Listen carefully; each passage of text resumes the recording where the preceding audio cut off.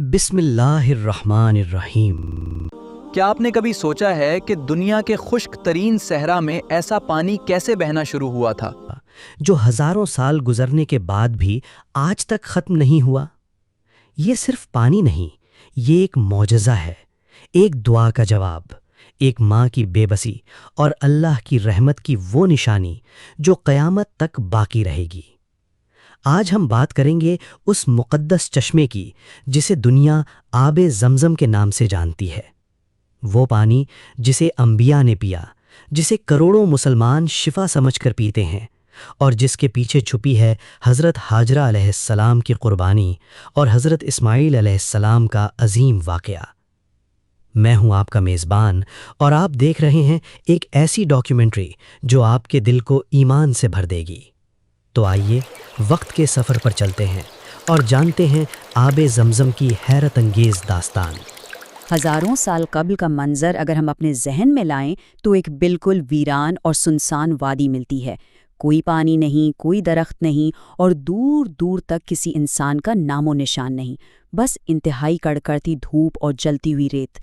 یہی وہ کٹھن مقام تھا جہاں حضرت ابراہیم علیہ السلام کو ایک بے حد مشکل حکم ملا۔ انہیں اپنی اہلیہ حضرت ہاجرہ علیہ السلام اور ننھے بیٹے حضرت اسماعیل علیہ السلام کو اسی تنہا اور جلتے ہوئے صحرا میں چھوڑ کر جانا تھا۔ اس خاموشی اور خوفناک تنہائی میں سوچیے ایک دل چیر دینے والی آواز گونجی۔ حضرت ہاجرہ نے جب اپنے شوہر کو خاموشی سے واپس پلٹتے دیکھا تو بے قراری سے پکارا، اے ابراہیم، ہمیں اس ویرانے میں کس کے سہارے چھوڑ کر جا رہے ہیں؟ یہ ایک انتہائی فطری پریشانی تھی، ایک ماں کی اپنے ننھے بچے کے لیے بے پناہ فکر، جو اس دردناک جملے سے پوری طرح ظاہر ہوتی ہے۔ جب کئی بار پکارنے پر بھی انہیں کوئی جواب نہ ملا تو انہوں نے ایک اور سوال کیا، کیا یہ اللہ کا حکم ہے؟ اس مقام پر تاریخ ہمیں بتاتی ہے کہ حضرت ابراہیم علیہ السلام نے محض اپنا سر ہلا کر ہاں میں جواب دیا۔ دراصل یہ وہ لمحہ تھا جس نے اس مکمل تنہائی اور بظاہر یقینی موت کو ایک الہی فیصلے کا روپ دے دیا۔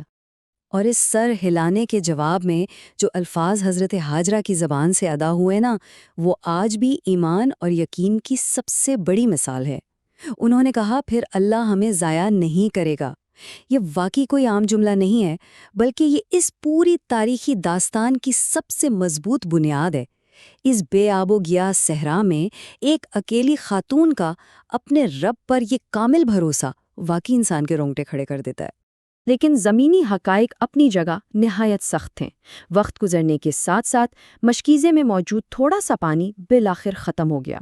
اب اس جلتی ہوئی ریت پر پیاس نے ننھے اسماعیل علیہ السلام کو اپنی گرفت میں لے لیا۔ بچہ پیاس کی شدت سے ریت پر تڑپنے لگا۔ اس صورتحال کی سنگینی کو ہم بخوبی محسوس کر سکتے ہیں، جہاں ایک بے بس ماں اپنے بچے کو یوں آنکھوں کے سامنے تڑپتا دیکھ کر اندر سے ٹوٹنے لگتی ہے۔ خیر، اب اس بےتابانہ تلاش کے منظر میں ذرا گہرائی سے اترتے ہیں۔ ایک انتہائی پریشان ماں جس کی نگاہوں کے سامنے اس کا بچہ موت اور حیات کی کشمکش میں ہے، وہ فوراً قریب کی پہاڑی صفا پر چڑھتی ہیں تاکہ دور تک کسی قافلے یا پانی کا کوئی نشان دیکھ سکے۔ پر جب وہاں کچھ نظر نہیں آتا تو وہ بےتابی سے دوسری پہاڑی مروا کی جانب دوڑتی ہیں۔ یہ دوڑ محض دو پہاڑیوں کے درمیان کا فاصلہ نہیں تھی، بلکہ ممتا کی وہ تڑپ تھی جو کڑی دھوپ اور جلتی ریت کو بھی خاطر میں نہیں لا رہی تھی۔ یہاں یہ ہندسہ یعنی ساتھ بہت خاص اہمیت رکھتا ہے۔ انہوں نے اس جلا دینے والے سورج کے سائے میں ان دو پہاڑیوں کے درمیان پورے 7 چکر لگائے۔ ممتا کی یہ قربانی اور یہ جدوجہد اس قدر عظیم تھی کہ ذرا سوچئے، آج ہزاروں سال بعد بھی ہر سال لاکھوں مسلمان حج اور عمرہ کے دوران بالکل اسی طرح صفا اور مروہ کے درمیان دوڑتے ہیں۔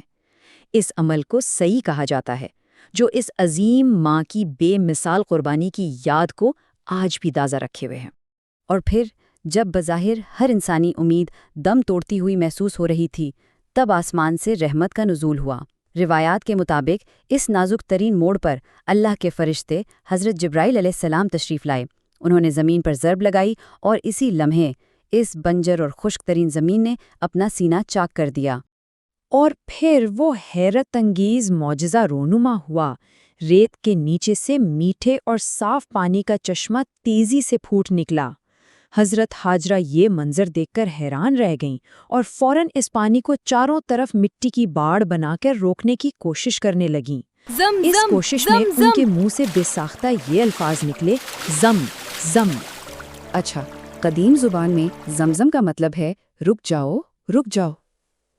ایک ماں کی اس اضطراری پکار اور پانی کو محفوظ کرنے کی اس بے ساختہ کوشش نے اس معجزاتی چشمے کو اس کا یہ لازوال اور تاریخی نام عطا کیا، وہ نام جو آج پوری دنیا میں نہایت عقیدت کے ساتھ لیا جاتا ہے۔ وقت کے ساتھ برپا ہونے والی شاندار تبدیلی واقعی حیران کن ہے۔ اس قدیم، بالکل بنجر اور سنسان صحرا کا آج کے اس گنجان آباد شہر مکہ سے موازنہ آسانی سے کیا جا سکتا ہے۔ پانی کا یہی ایک اکیلا چشمہ تھا جس کی کشش نے صحرا سے گزرنے والے قافلوں کو یہاں رکنے پر مجبور کیا۔ آہستہ آہستہ لوگ یہاں آباد ہونا شروع ہوئے، خیمے لگے اور یوں ایک عظیم شہر کی بنیاد رکھی گئی۔ اور پھر تاریخ کا ایک اور عظیم باب کھلا۔ اسی مقام پر کچھ عرصہ بعد اللہ کے حکم سے حضرت ابراہیم علیہ السلام اور ان کے جوان ہوتے بیٹے حضرت اسماعیل علیہ السلام نے مل کر خانہ کعبہ کی تعمیر کی۔ اس طرح اللہ کا یہ مقدس گھر اور یہ معجزاتی چشمہ ہمیشہ ہمیشہ کے لیے ایک دوسرے کے ساتھ ایک ہی مرکز پر جڑ گئے۔ چلیے اب دیکھتے ہیں کہ یہ سلسلہ صدیوں تک کیسے پھیلا۔ ہزاروں سال پہلے اسے حضرت حاجرہ نے دریافت کیا، پھر وقت گزرنے کے ساتھ یہ کنواں ریت اور مٹی میں چھپ گیا، لیکن صدیاں گزرنے کے بعد نبی کریم صلی اللہ علیہ وسلم کے دادا حضرت عبد المطلب نے اسے دوبارہ دریافت کیا، اور آج زمانہ حال میں یہ ایک ایسا چشمہ بن چکا ہے جس کا پانی روزانہ کروڑوں افراد استعمال کرتے ہیں۔ یہ تعداد واقعی ایک بہت بڑے جدید پیمانے کو ظاہر کر رہی ہے۔ سچ پوچھئے تو یہ سوچ کر ہی انسانی عقل دنگ رہ جاتی ہے کہ ہر سال لاکھوں کی تعداد میں زائرین اس ایک ہی کنویں سے پانی پیتے ہیں، اور حیران کی بات یہ ہے کہ وہ صرف وہاں پیتے ہی نہیں بلکہ اسے کینز اور بوتلوں میں بھر کر دنیا کے ہر کونے میں اپنے گھروں تک لے کر جاتے ہیں۔ اس پانی کے پیچھے چھپی روحانی اہمیت کو سمجھنے کے لیے نبی کریم صلی اللہ علیہ وآلہ وسلم کا یہ فرمان بہت جامع ہے۔